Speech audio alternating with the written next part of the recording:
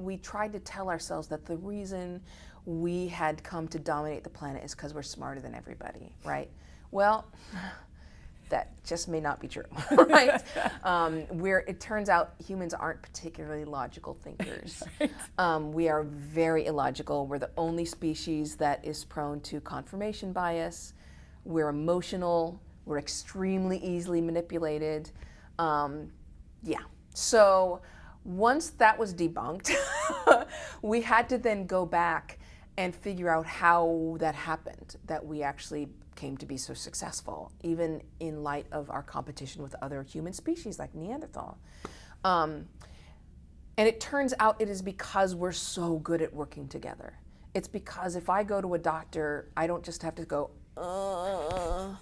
I can say it hurts right here. It's like a stabbing pain, and it's right here between my two ribs. I can communicate exactly. We were also able to trade with one another. I don't just have to hold out some bowls I made. I can say, I made these clay bowls. I'll trade them for your jerky, whatever it may be. It also means if we need to take down a creature which is way more impressive than us, which is almost every creature, we can work together, right? We lose to mosquitoes. I mean, come on. So we can work together and do that. And so this one thing that we do better than any other creature, and this is another thing that I've written about, is the way even our biology adapted and evolved in order for it to get us to speak.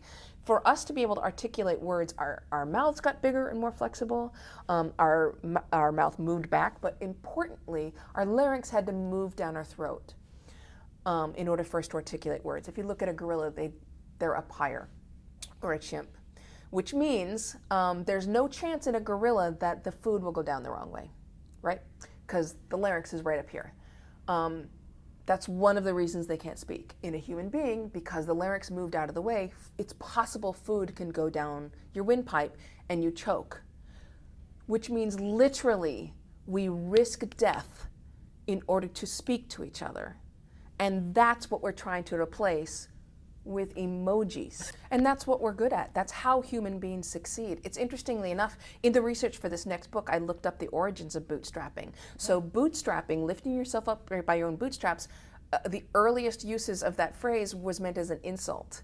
Like it was so ridiculous that they would insult people like going, he's gonna lift himself up by his own bootstraps. Ridiculous. Ha, ha, ha. Right, ridiculous.